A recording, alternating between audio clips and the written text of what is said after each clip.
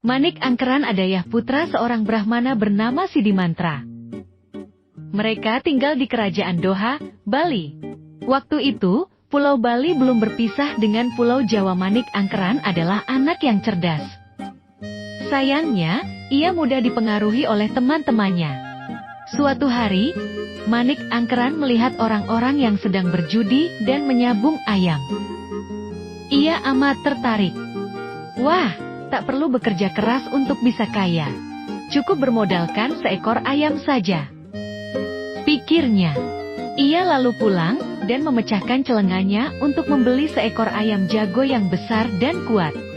Ayam ini pasti akan menghasilkan banyak uang untukku, katanya senang. Keesokan harinya, Manik Angkeran mulai menyabung ayam. Ternyata benar, ayamnya selalu menang. Ia mendapatkan banyak uang. Manik Angkeran puas sekali. Esok ia akan kembali lagi menyabung ayamnya. Jika begini terus, aku bisa cepat kaya, pikirnya. Ternyata tidak semudah itu. Pada hari kedua dan seterusnya, ayamnya mulai sering kalah. Apalagi banyak ayam-ayam baru yang muncul di arena sobung ayam.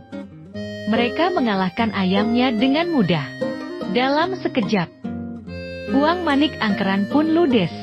Ia bahkan harus berutang untuk membayar kekalahannya. Namun itu tidak membuatnya jerah. Ia terus berjudi dan menyabung ayam. Lama-kelamaan, Manik Angkeran mencuri harta ayahnya untuk membayar utang-utangnya. Sidimantra yang mengetahui hal itu berkata, "Anakku, berjudi tak akan bisa membuatmu kaya, justru akan membuatmu miskin. Berhentilah selagi belum terlambat." Namun Manik Angkeran tidak peduli. Lambat laun, harta ayahnya pun habis untuk membayar utang. Ia lalu merengek, "Ayah, tolonglah aku. Mereka akan membunuhku jika aku tak membayar utang." Ayahnya menghela napas. Harta mereka sudah tak bersisa. Apa yang harus kulakukan untuk menolong anakku? Pikirnya. Ia tak mau anak semata wayangnya itu mati sia-sia. Sidimantra berdoa memohon petunjuk pada Dewata. "Temuilah naga besuki di Gunung Agung. Mintalah sedikit hartanya untuk membayar utang-utang anakmu." Tiba-tiba terdengar bisikan gaib. Sidimantra pun bergegas menuju Gunung Agung untuk bertemu dengan naga besuki. Sesampainya di Gunung Agung, Sidimantra membunyikan genta seperti petunjuk dalam mimpinya. Naga besuki yang mendengarnya pun keluar. "Siapa kau? Apa maksud kedatanganmu?" tanya naga besuki. "Aku Sidimantra. Maksud kedatanganku adalah untuk meminta bantuanmu membayar utang-utang anakku." Manik Angkeran, "Hartaku sudah ia habiskan. Anakku akan dibunuh jika tidak melunasi utang-utangnya," jawab Sidimantra. Setelah berpikir sejenak, naga besuki menyanggupi permintaan Sidimantra. Ia masuk ke dalam guanya dan keluar dengan membawa sejumlah emas dan batu permata. Sidimantra mengucapkan terima kasih dan berpamitan pulang. Sidimantra menyerahkan semua harta itu pada anaknya. "Pergilah dan lunasi semua utangmu. Kini kau bisa memulai hidup baru," kata Sidimantra. Namun Manik Angkeran menggunakan harta itu untuk kembali berjudi. Ia terus berjudi sampai harta itu terkuras habis. Ia kembali berutang untuk membayar kekalahannya dan kembali dikejar-kejar orang. "Maaf ayah, uang yang ayah berikan padaku sudah habis. Kini aku berutang lagi, bahkan dalam jumlah yang lebih besar," rengek Manik Angkeran lagi pada ayahnya. "Aku tak bisa menolongmu lagi. Aku sudah berusaha menolongmu, tapi kau malah melukai perasaanku," kata Sidimantra menahan marah. Manik Angkeran bingung. Ia tak tahu harus meminta tolong pada siapa lagi. Saat melamun, tiba-tiba matanya terpaku pada sebuah genta kecil. "Genta? Untuk apa genta ini? Apakah genta ini laku kujual?" tanyanya dalam hati. Manik Angkeran membawa genta itu ke pasar. Di sana ia bertemu temannya dan menunjukkan genta itu padanya. "Manik, aku dengar genta ini adalah genta ajaib.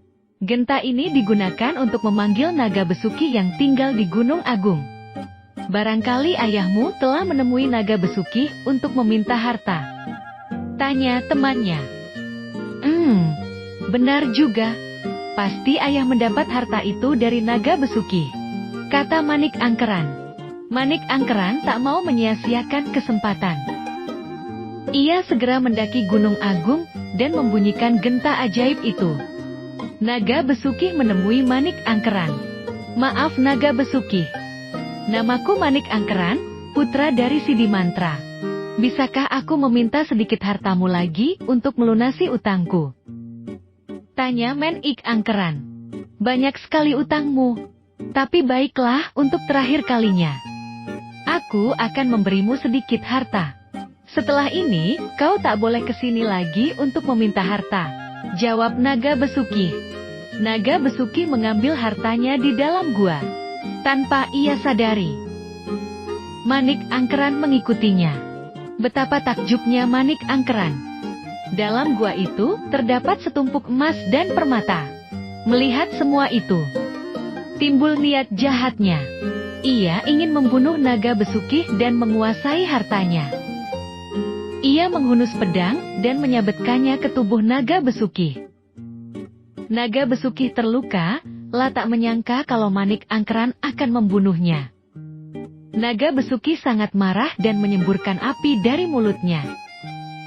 Manik Angkeran ketakutan. Ia berusaha melarikan diri. Namun naga besuki dengan mudah menangkapnya. Manik Angkeran pun terbakar api yang keluar dari mulut naga besuki. Tubuhnya menjadi abu. Sementara itu, Sidi Mantra yang kehilangan gentanya menyusul ke Gunung Agung. Ia yakin Manik Angkeran yang mencurinya. Sesampainya di Gunung Agung, Sidi Mantra melihat tubuh anaknya yang telah menjadi abu. Dilihatnya naga besuki menggeliat-geliatkan tubuhnya, dan mulutnya terus menyemburkan api. Apa yang terjadi pada anakku? Ratap Sidi Mantra. Naga besuki menceritakan semuanya pada Sidi Mantra. Wahai naga besuki yang baik, sudikah kau menghidupkan putraku lagi? Berilah ia kesempatan untuk memperbaiki dirinya, mohon Sidi Mantra.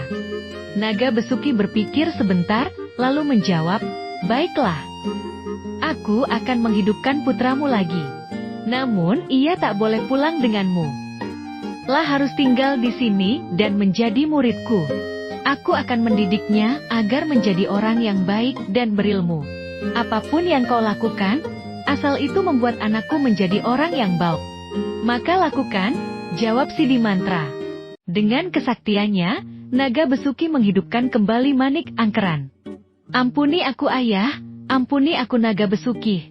Aku berjanji tidak akan mengulangi lagi semua kelakuan burukku, kata Manik Angkeran. Kami mengampunimu, anakku. Tapi kau tak bisa pulang bersama ayah. Kau harus memulai hidup baru di sini, bersama naga besuki yang akan mendidikmu, jawab Sidi Mantra. Kemudian Sidi Mantra mengeluarkan tongkat dan membuat garis yang memisahkan dirinya dengan anaknya. Tiba-tiba, dari garis itu keluar air yang makin lama makin deras. Gunung Agung pun terpisah dari sekitarnya. Genangan air itulah yang kemudian dikenal dengan Selat Bali, yang memisahkan Pulau Bali dan Pulau Jawa. Terima kasih telah mendengarkan sampai titik ini. Pesan apa yang dapat diambil dari cerita legenda ini ramaikan di kolom komentar, dan jangan lupa bantu channel ini dengan like, komen, dan subscribe ya seluruh.